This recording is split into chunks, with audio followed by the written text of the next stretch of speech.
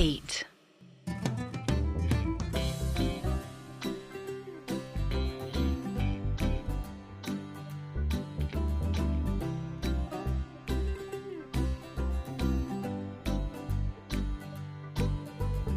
मौसा जी की बात सुन के सिर्फ स्वाति ही नहीं बल्कि सभी टेंशन में आ गए।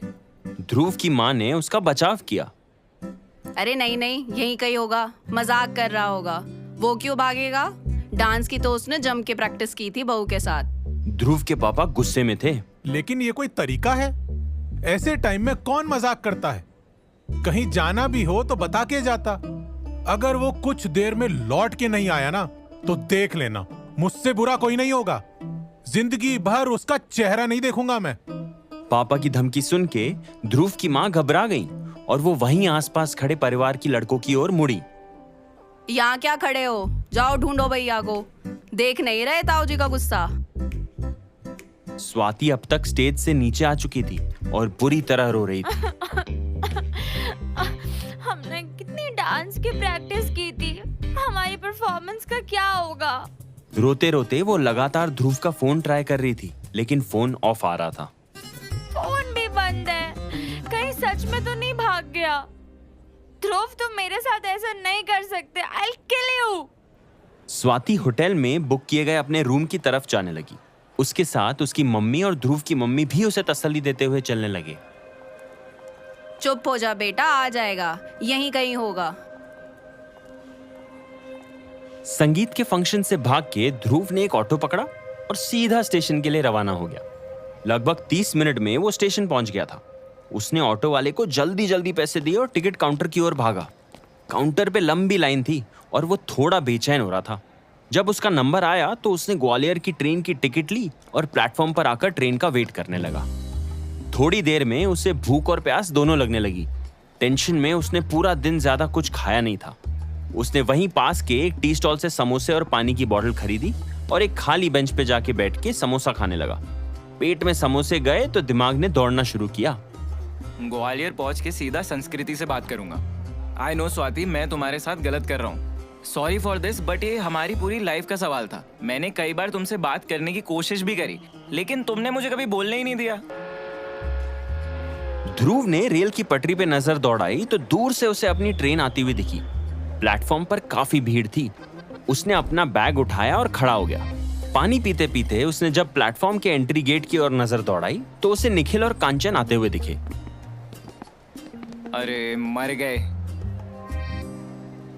वो जल्दी से भीड़ में छुपता हुआ दूसरी साइड चलने लगा। निखिल और कांचन दोनों ही भीड़ में ध्रुव को ढूंढते हुए आगे बढ़ रहे थे। ध्रुव प्लेटफॉर्म के एकदम आखिरी छोर पे पहुंच गया था, जहां जाके उसके कदम रुक गए। उसने मुड़ के देखा तो कंचन और निखिल तेजी से उसकी ओर आ रहे थे। वो उसको देख चुके थे। इन कमीनों को भी ना अभी आना था। कांचन और निखिल हांफते हुए उसके पास पहुंचे। ये क्या पागलपन है भाई, कहाँ भाग रहे हो? चलो वापस। मैं संस्कृति से मिलने ग्वालियर जा रहा हूँ। आई लव हर। ये तुझे अभी ख्याल आया जब 4 दिन बाद शादी है? अरे शादी हुई तो नहीं है ना, अभी भी टाइम है। मैं संस्कृति से जाके बात करूंगा। ध्रुव, आप समझने की कोशिश कीजिए, ये सरासर बेवकूफी है। Nobody knows संस्कृति better than me। आपको क्या लगता है आप वहाँ जाएंगे, प्रपोज करेंगे और वो शादी के लिए हाँ कर देगी? ऐसी बात नहीं है भाभी। I know she likes me too. मुझे मालूम है वो मेरी शादी के कारण पीछे हट रही है। एक रात में आप उसे इतना जान गए? कम ऑन ध्रुव, मैं उसे तब से जानती हूँ जब हम 5 साल के थे। इतनी गहरी दोस्ती है हमारी। संस्कृति शादी को लेके कभी भी श्योर नहीं रही, वरना अभी तक उसकी शादी हो चुकी होती। उसका ब्रेकअप भी इसी चक्कर में हुआ। उसका एक्स उससे शादी करना चाहता था, बट शी डिडंट वांट शादी। भाई देख, वहाँ मौसा जी ने धमकी दे रखी है। अगर तू वापस नहीं आया तो वो दोबारा तेरा चेहरा नहीं देखेंगे। इसी बीच ट्रेन प्लेटफॉर्म पे हॉर्न देते हुए आई और रुक गई। ध्रुव कंचन और निखिल की बातें सुन के कंफ्यूज हो गया था। उसकी आंखों के सामने उसके पापा का गुस्से से भरा चेहरा मंडरा रहा था। लेकिन फिर उसने अपने कदम ट्रेन की ओर बढ़ाए। निखिल ने उसका हाथ पकड़ लिया। कंचन ठीक कह रही है ध्रुव, तू यहाँ से भी जाएगा और वहां से भी। जोश से नहीं, होश से काम ले। Swati is perfect for you. फालतू के पंगे मत ले, दोनों फैमिलीज की लग जाएगी। चल। 2 मिनट रुक के ट्रेन अब ग्वालियर की ओर बढ़ने लगी।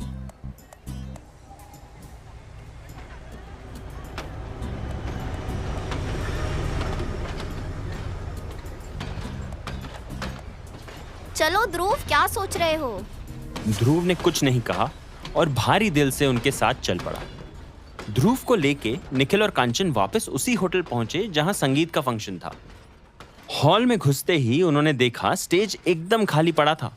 सभी यहां वहां चेयर पे बैठे थे और कुछ लोग तो खाने में बिजी हो गए थे। हॉल के एक ओर ध्रुव के पापा लोगों को समझाने की कोशिश कर रहे थे।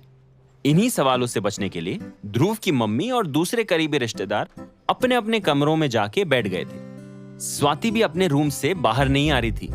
हॉल में लोगों की आपस में बातें चलने लगी थी। परिवार की नाक कटवा दी, दूध पीता बच्चा तो नहीं है, शादी नहीं करनी थी तो बोल देता। कितना खर्चा हो गया, कार्ड्स बढ़ चुके हैं। ध्रुव की माँ तो बेचारी सदमे में आ गई है, ना किसी से बात कर रही है ना मिल रही है। कांचन और निखिल ध्रुव को अंदर लेके गए। हॉल में बैठे सभी का ध्यान उन पर गया। मौसा जी जोर से चिल्ला पड़े, ध्रुव आ गया? स्वाति बेटा, भाई साहब, दीदी, जल्दी आओ। सभी लोग अपनी कुर्सियां छोड़ के ध्रुव की ओर भागे। ये खबर हर कमरे तक भी पहुंच गई कि ध्रुव वापस आ गया था। जैसे ही स्वाति ने ये खबर सुनी, उसकी जान में जान आई। बाहर सभी ने ध्रुव को घेर लिया और उसके ऊपर सवालों की बौछार कर दी। कहाँ चले गए थे भाई? किसी ने कुछ कह दिया था क्या? तुम्हें लड़की पसंद नहीं है? शादी नहीं करनी क्या? तभी निखिल और कांचन ने सबको शांत किया। अरे आप लोग प्लीज रुकिए, ऐसा कुछ नहीं है जो आप सोच रहे हैं। नर्वस हो गया था बेचारा परफॉर्मेंस के नाम से। स्वाति बेटर डांसर है ना, इसीलिए। हाँ, ध्रुव को लगा उनका डांस देख के सब मजाक उड़ाएंगे, बस इसीलिए फंक्शन छोड़ के चले गए। कॉन्शियस हो गए थे। लाइफ में एक ही बार तो शादी होनी है, अगर डांस परफॉर्मेंस ठीक नहीं हुआ तो जिंदगी भर सुनना पड़ेगा। क्यों ध्रुव, राइट ना? ध्रुव गुमसुम था, बिल्कुल चुप। उदासी में उसका सर झुका हुआ था। तभी अंदर से स्वाति भागते हुए आई। ध्रुव, वेयर वर यू? क्या हुआ, तुम भागे क्यों? तुम्हें मुझसे शादी नहीं करनी? बोलो। Swati please relax. ध्रुव भागे नहीं थे, बस थोड़ी देर के लिए ब्रेक लेने चले गए थे। वो डांस परफॉर्मेंस का बहुत ज्यादा प्रेशर ले लिया इन्होंने। यहीं थे होटल में, अलग से रिहर्स कर रहे थे। डोंट वरी, अब सब ठीक है।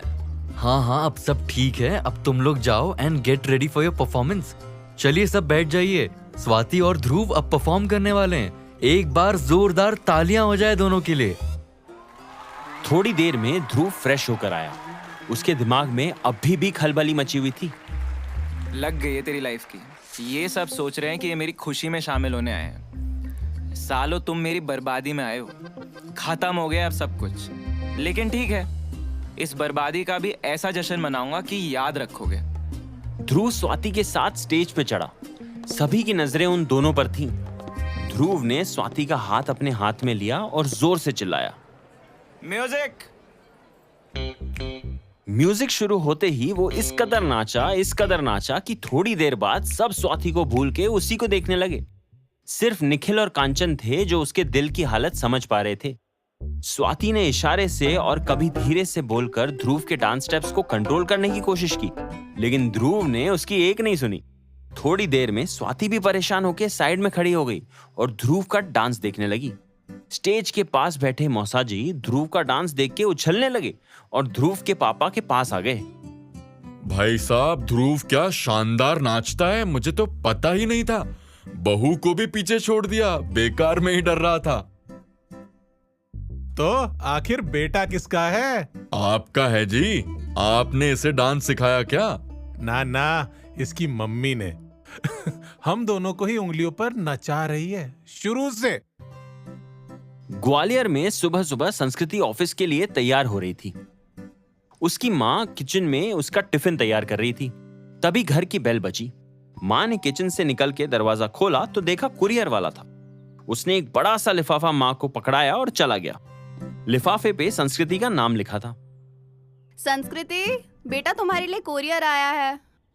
संस्कृति अपने कमरे से बाहर आई। मेरे लिए? उसने लिफाफा लिया और खोलने लगी। उसके अंदर एक शादी का कार्ड था जिस पर लिखा था ध्रुव वेड्स स्वाति। ये पढ़ते ही जैसे संस्कृति को झटका सा लगा। किसकी शादी का कार्ड है? ध्रुव, वो कंचन का देवर जिसके बारे में मैंने आपको बताया था। अरे हाँ, कब है शादी? तुम जाओगी? संस्कृति ने अपने आप को संभाला और कार्ड वहीं टेबल पर रख दिया। नहीं, चलो बाय, लेट हो रही हूँ ऑफिस के लिए। टिफिन तो लेती जा, अभी लाई। माँ जल्दी से किचन से टिफिन लेके आई। संस्कृति ने टिफिन लिया और तेजी से बाहर निकल गई। संस्कृति रास्ते भर कार चलाते हुए ध्रुव के बारे में सोचती रही। इसी सोच में डूबी संस्कृति ऑफिस पहुंची। उसने काम शुरू तो किया, लेकिन काम में मन बिल्कुल नहीं लगा। बार बार ध्रुव की शादी का ख्याल उसके मन को कचोड़ रहा था। उसने फिर अपना मोबाइल उठाया और ध्रुव को मैसेज किया। Congratulations. कुछ ही सेकंड में ध्रुव का जवाब आ गया। थैंक्स। कार्ड मिला? Yeah, got it today. तुम आ रही हो ना? I'm not sure. No, you have to come. अरे वो ऑफिस से छुट्टी मिलना मुश्किल है थोड़ा। मैं कुछ नहीं जानता, तुम्हें आना पड़ेगा। मैं कंचन भाभी से बात करता हूँ। I'll try to come. Know try, you coming. संस्कृति ने कुछ देर के लिए सोचा और फिर वापस मैसेज किया। Okay, I'll come. अच्छा, गुड, थैंक्स। चलो बाय, अभी ऑफिस में हूँ मैं। Okay, call me when you reach Indore. संस्कृति ने इसका कोई जवाब नहीं दिया। उसने मोबाइल साइड में रखा और आंख बंद करके टेबल पर सर रख के बैठ गई। क्यों मैसेज किया मैंने? तभी वहां से प्यून गुजरा और उसकी नजर संस्कृति पे गई। क्या हुआ मैडम, की हालचाल, सब ठीक ठाक? संस्कृति ने सर उठा के उसकी ओर देखा। नहीं, मैं ठीक हूँ, थोड़ा बस सर में दर्द है। मैं आपके लिए अदरक वाली स्पेशल चाय लेके आता हूँ, सर दर्द यूं ही भाग जाएगा।